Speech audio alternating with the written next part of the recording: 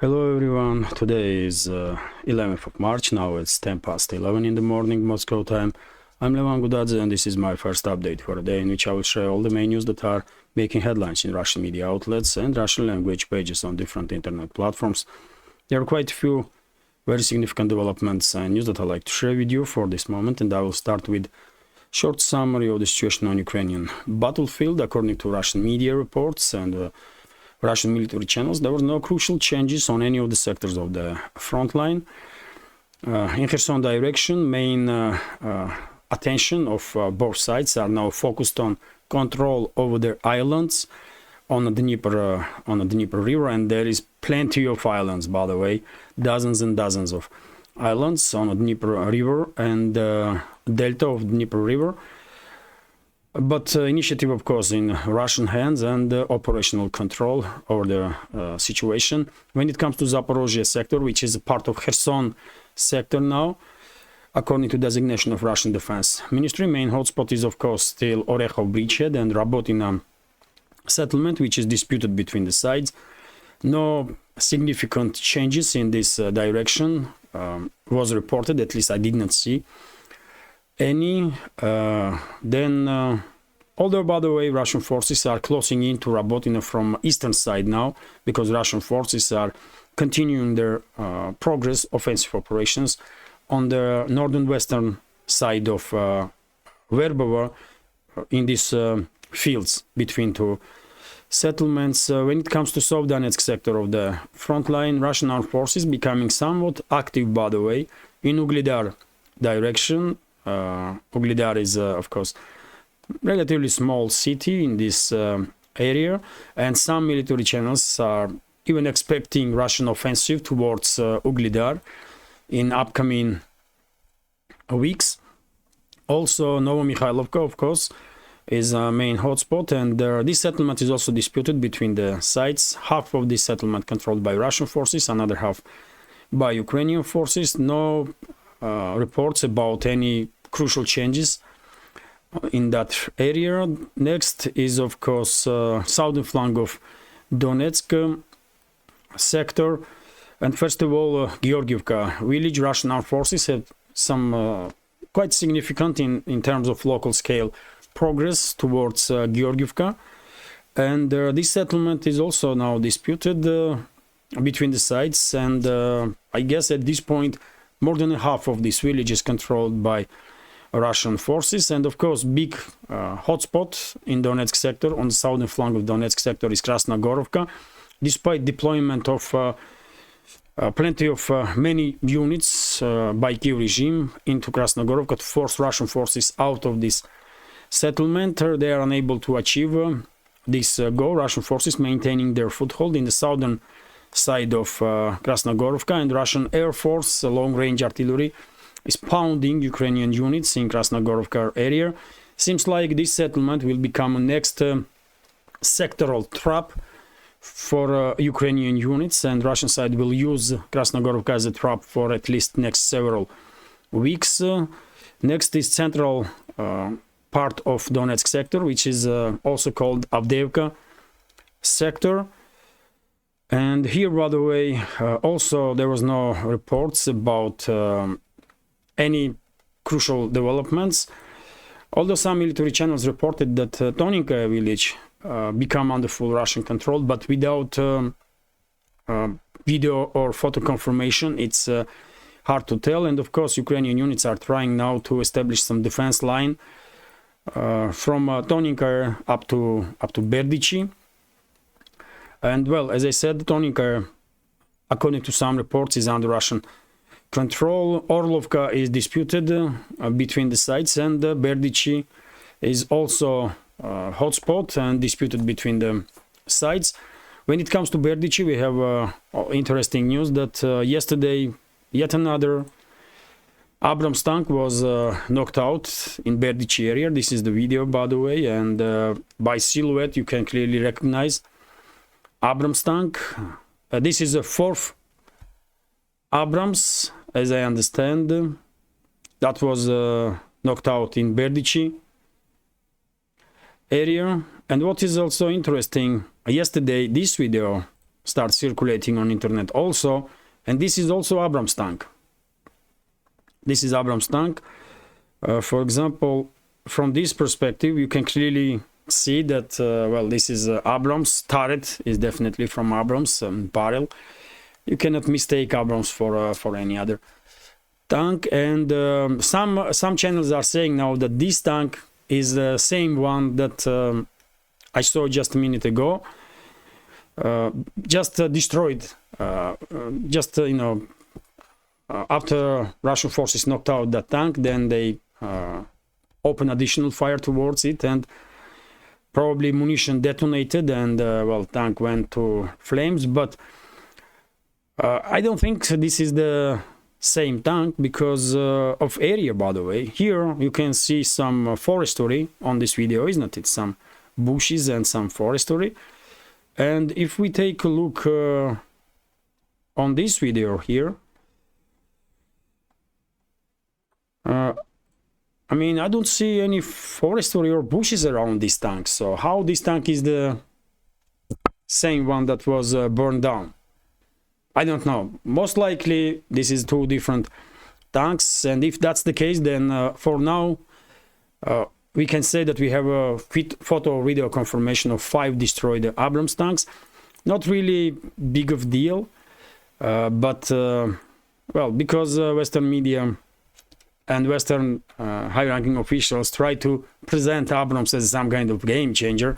Of course, here in Russia, media and military channels are paying quite attention to news when it comes to destruction of those Abrams tanks. For time being, I guess 1 more, 2 more destroyed Abrams tanks, and then people will stop pay that much attention, like it happened with Bradley. Initially, there was interest towards destruction of Bradleys, and media was reporting about it. Nowadays, dozens of Bradleys have been destroyed, and no one really pays too much attention to that topic. So, same will happen with Abrams. And also, dear friends, also when it comes to line of contact in Chisovyar direction, Russian side had progress in a settlement of Krasnaya or Ivanovskaya, and according to some military channels, Ukrainian units are beginning to withdraw from Ivanovskaya because they can no longer withstand Russian pressure. Yet again, without photo or video confirmation, hard to tell, but it's definitely only a matter of I don't know, another week maybe, and Ivanovskaya will become under full Russian control, and then I guess Russian forces will focus on Chisovyar. It does make sense, although we may see another scenario, and Russian forces may focus not on Chisovyar but on Konstantinovka. Which is not far away from Chisovyar.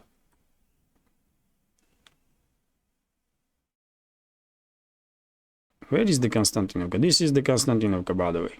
This city, which is bigger than Chisovyar, and Russian forces may try to move forward towards Konstantinovka and then impose some kind of operational encirclement over Chisovyar. Although I'm no military expert and I cannot know for sure, of course. When it comes to northern sectors, main hotspot is Belogorovka in Seversk direction, and Yampolovka Terny in this Krasny Liman sector of the front line. I did not see any reports on changes on the ground in previous 12 to 24 hours. And the Kupiansk direction, of course, Sinkovka is still main hotspot, a village that is disputed between the sides for quite a long time now. And also, dear friends, before I continue with some other news, quite interesting development happened in the Sumy region. In the Sumy region, Russian side tracked quite a large group of Ukrainian forces, and this group was including in it special forces of Ukraine's military intelligence. This group was armed with long-range self-prepared artillery systems, 5 tanks at least, a number of armored vehicles, infantry fighting vehicles, and armored transports.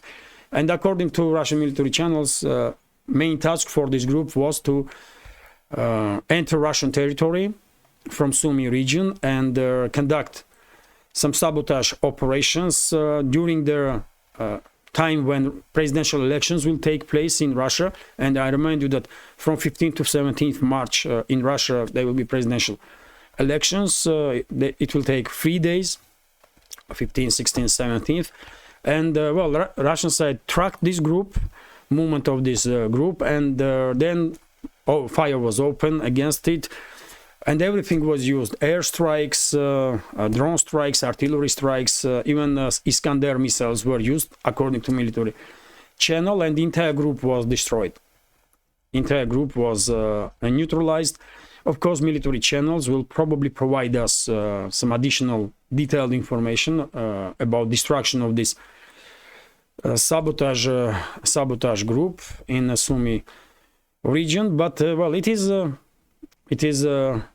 interesting to know that that Russian forces are tracking situation, monitoring situation in Sumy, Chernigov directions, and are doing their best to minimize possibilities on part of Kyiv regime to conduct sabotage operations on Russian territory, which is expectable, of course. But I guess this is the first time when we see destruction of such a big unit, even before they managed to get closer to the border. But anyway, let's continue with some other news now. And well, TASS news agencies report exactly about this destroyed Abrams tank in the Berdichi area. As I said, for the time being, media will pay attention to reports about destruction of Abrams tanks. Same will happen with Challenger tanks if Challengers will be deployed to the front line, which I doubt, because I have information for you that only 7 Challengers are operational from 14 that was delivered to Kyiv regime. But anyway, let's continue. TASS news agencies report that according to New York Times, by the way, article in New York Times, before end of this spring, Kyiv regime will receive only 6 F-16 fighter jets from promised 41, which is, well, quite interesting. And not just because the Western made fighter jets will be deployed to the Ukrainian theater of operations, but question is also from which airfields those F-16s will operate. That's a big question now, because and who will operate with those planes, and who will conduct maintenance for those planes? Because when these planes will arrive into Ukraine, I guess it will not take long for Russian side to conduct some missile strikes and to destroy every single one of them. But well, interesting that Western ruling elites are kind of backtracking now. They promised a bunch of F-16s, and only few may be delivered, or maybe even not. Interesting change in the tune, let's say. RIA Novosti's report that, well, head of Polish Foreign Ministry is in headlines in Russian media once again. And this time, because he was talking about NATO member states that already deployed their forces into Ukraine, he didn't specify. Radoslav Sikorsky, by the way, extreme Russophobe and head of Polish Foreign Ministry, didn't specify which countries he is talking about. But he was quite clear that there are a number of NATO member states that have their forces deployed in Ukraine, and we can have an informed guess which countries he's talking about. One of them is definitely Poland itself, and according to some military experts, Polish armed forces lost about 2,000 military personnel, by the way, soldiers and officers in Ukraine. Some military experts saying mentioning even higher number. United Kingdom, by the way, second. And London not really hiding that they have some military presence into Ukraine. And after recent revelations from Germany's officials, we know that it's British militaries that are serving Storm Shadow cruise missiles, and it's French militaries that are working on Scalp cruise missiles that have been delivered to Kyiv regime. So third country is definitely France. French militaries are presented in Ukraine, and recently they had quite a big number of casualties when in Kharkov region, as a result of Russian precise missile strikes, some 70 French military personnel was killed and few dozen wounded. Although Paris is denying that there were French militaries, but of course there were. Rumors are that that was a group of French Foreign Legion that was fighting on behalf of Kiev regime, and Russian side exterminated that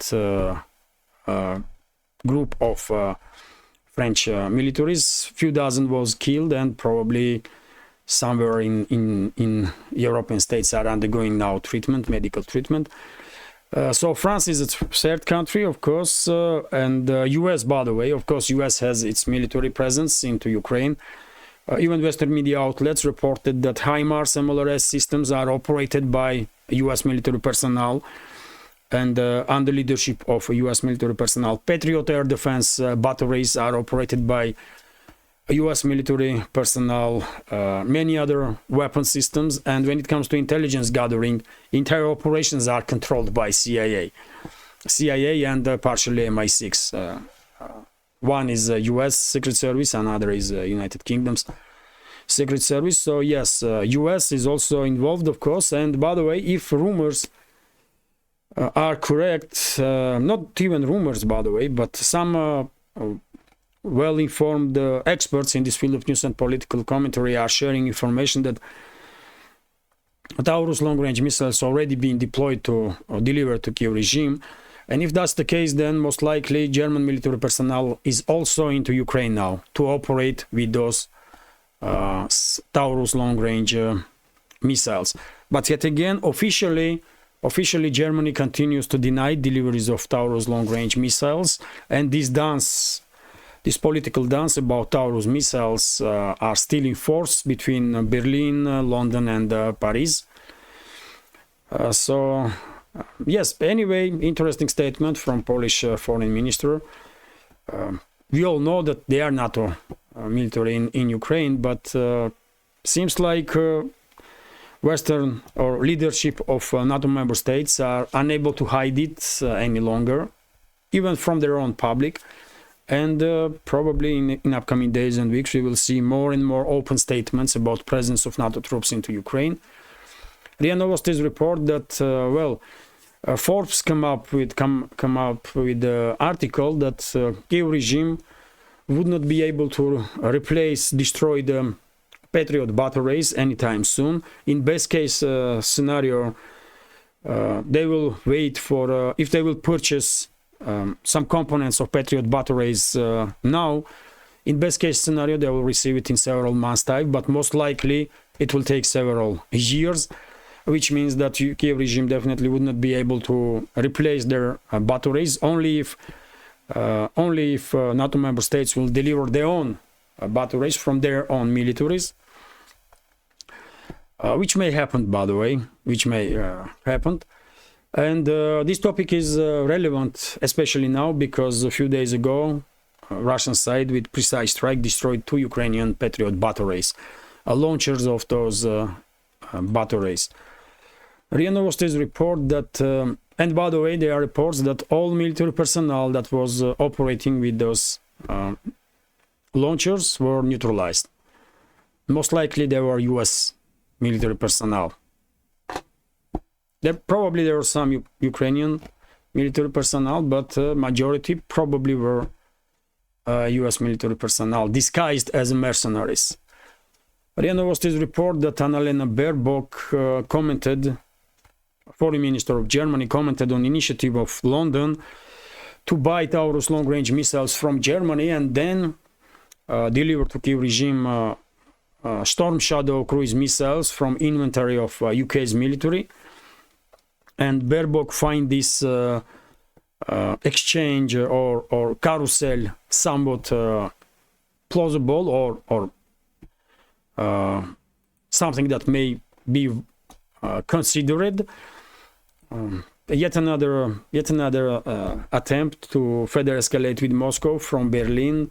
At this point, of course, we are not surprised by this. And the question is, why would London send to Kiev regime just Storm Shadow missiles when they have, if they will have Taurus missiles also. They're not gonna ask permission from Berlin to send those missiles, isn't it? But yet again, most likely those missiles already are in Kyiv, in hands of Kyiv regime, formally in hands of Kyiv regime, and in reality, some German militaries on the ground in Ukraine probably are preparing those missiles to be used, because I have no reason to don't trust reports from, as I said, man, well-informed sources and experts in the field of news and political commentary. RIA Novosti's report that German defense minister come up with an interesting statement that Bundeswehr budget for 2025, and Bundeswehr is of course the defense ministry of Germany. So Bundeswehr's budget will have a 6 billion euro hole in 2025, and this is happening. This is happening, by the way, while Germany is the second after US country with in terms of financial and military support for Kyiv regime. Can you imagine that they have a 6 billion euro hole in defense budget in Germany, and they're still ignoring strategic interests of German society when it comes to safety and security and readiness of German armed forces, and they are prioritizing Kyiv regime. They are prioritizing this proxy war against Russia that NATO is waging and Western ruling class, which is crazy, by the way, but there is explanation. Current government of Germany is only on paper represents German people, German society, when in reality, government Scholz and his government are basically occupied regime. They are occupied regime. They are representing Washington and London, and they work for Washington and London, not for Germany. And that reality is explaining well enough this situation when Germany is the second when it comes to, after US, when it comes to military and financial aid to Kyiv regime, while they have 6 billion hole in the defense budget in Germany itself. It is what it is. Also, by the way, interesting developments when it comes to relationships between Ukraine and Vatican. RT has reported that Pope urged Ukraine to start negotiating. Let's go through some sentences here.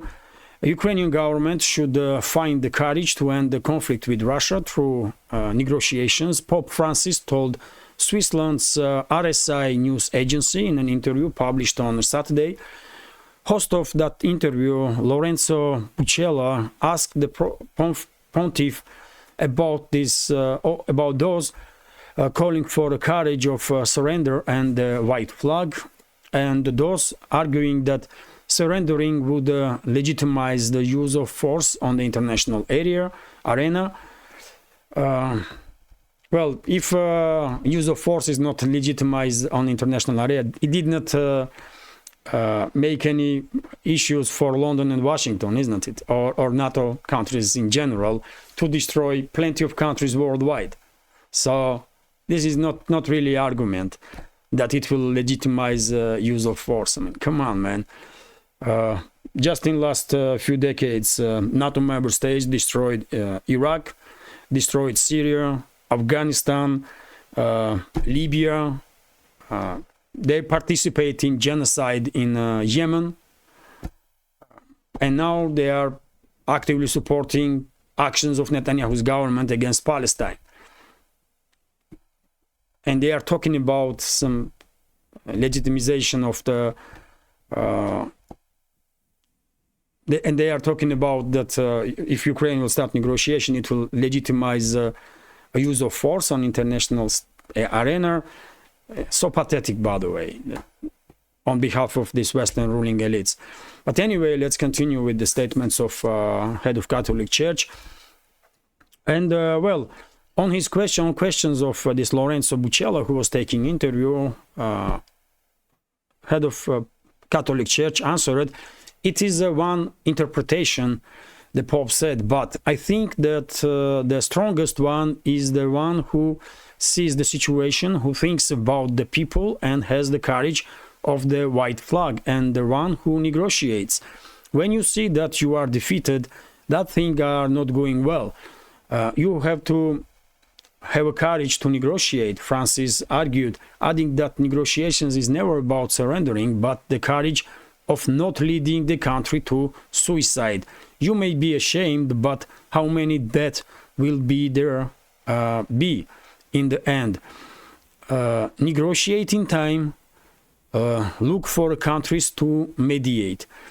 This was statements of head of Catholic Church, and of course these statements did not go well into Kiev, and many officials, many representatives of Kiev regime commented on these statements of Pope Francis, and they were in many cases very insulting towards head of Catholic Church, which is, I mean, not really surprising when we are talking about Kiev regime. What you expect from these people, man, like Zelensky and his associates. But, Foreign Minister of Ukraine reacted on statements of Pope and strongly disagreed with him. Basically, Kuleba said that Ukraine has its own flag and will use only Ukrainian flag, not the white flag, which can be interpreted as a unreadiness or unwillingness of Kiev regime to negotiate with Moscow. And Zelensky come up with almost a similar statement, although Zelensky was even more disrespectful towards head of Catholic Church. He said that church, that's what church is. Church is with the people, and he thanks the Catholic priests in Ukraine that are working with the soldiers, that are communicating with the soldiers. And Zelensky said that that's the church, not the one that is in 2,000 kilometers away. And of course, this statement not gonna go down well in the Vatican.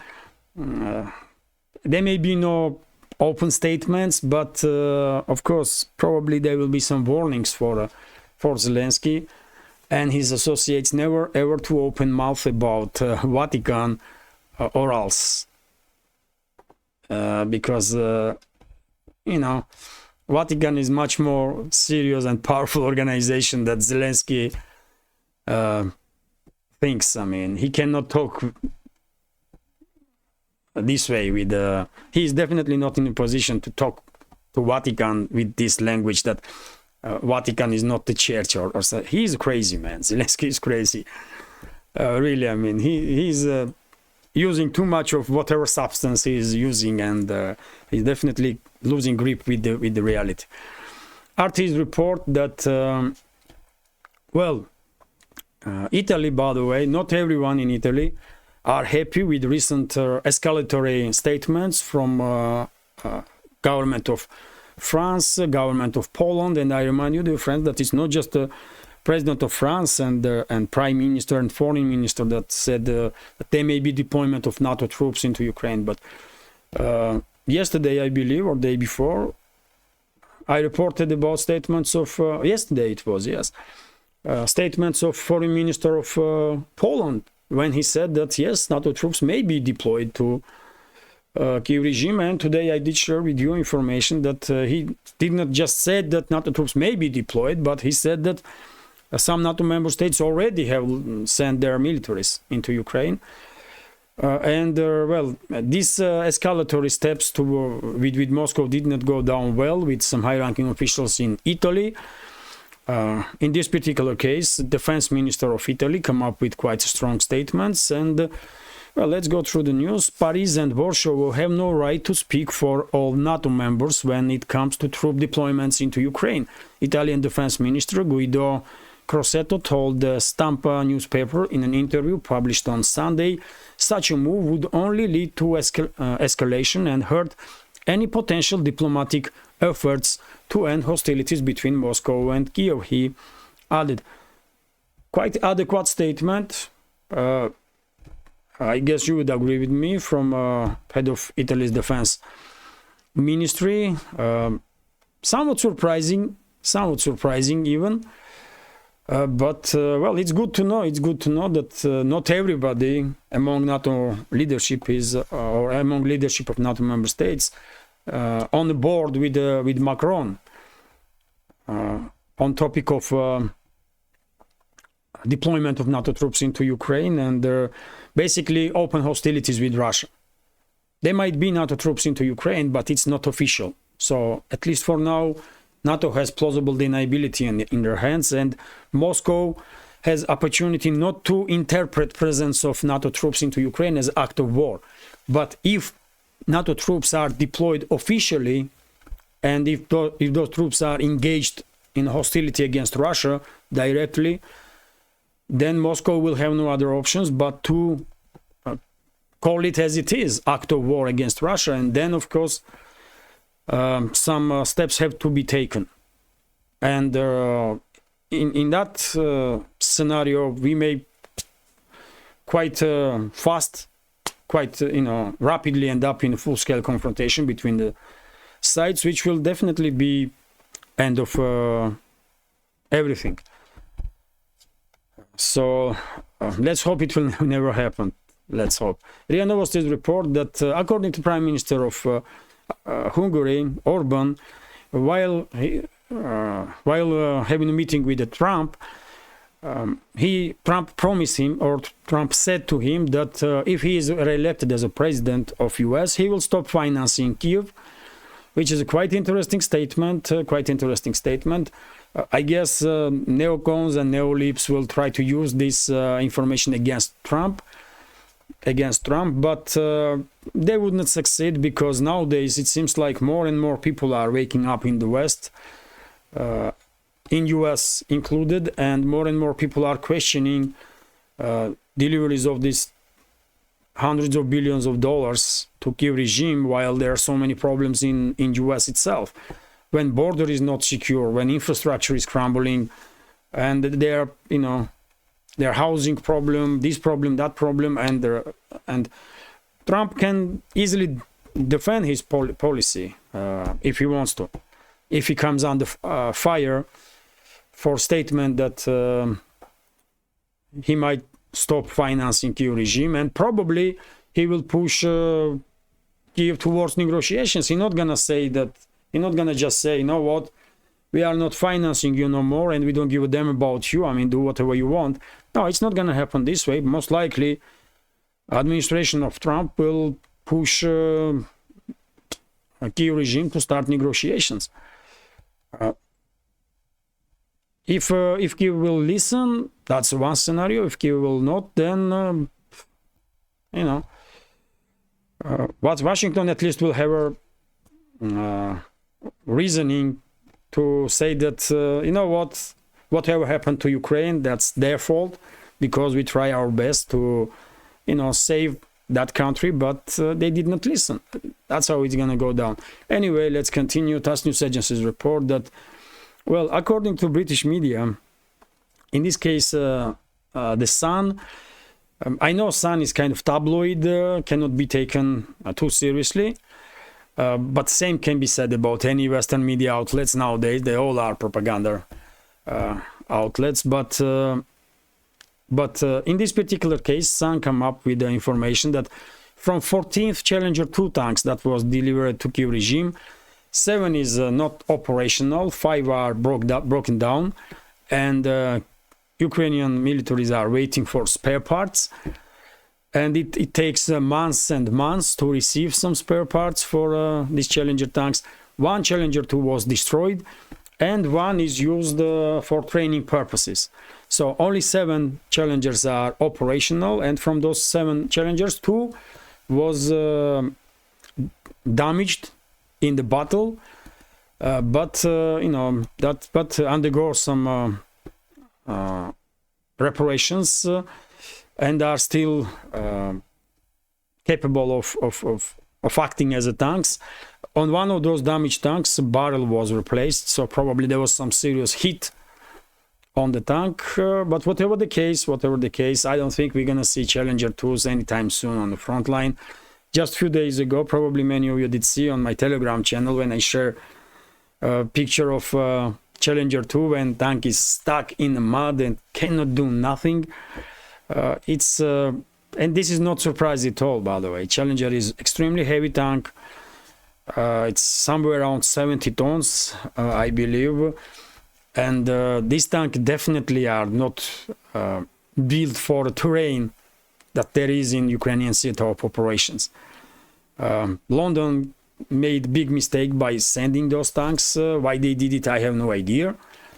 Well, now these 7 from 14 operational tanks that Kyiv regime has left are probably somewhere in western Ukraine, hiding in some forest really.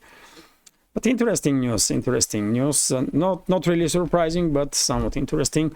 RIA Novosti's report that the Prime Minister of Israel, Benjamin Netanyahu, made a statement that hostilities in the Gaza Strip may end in the next month or two, which is in one hand can be seen as a good information if hostilities will really end at least in a month or 2 months time and would not be prolonged for many more months.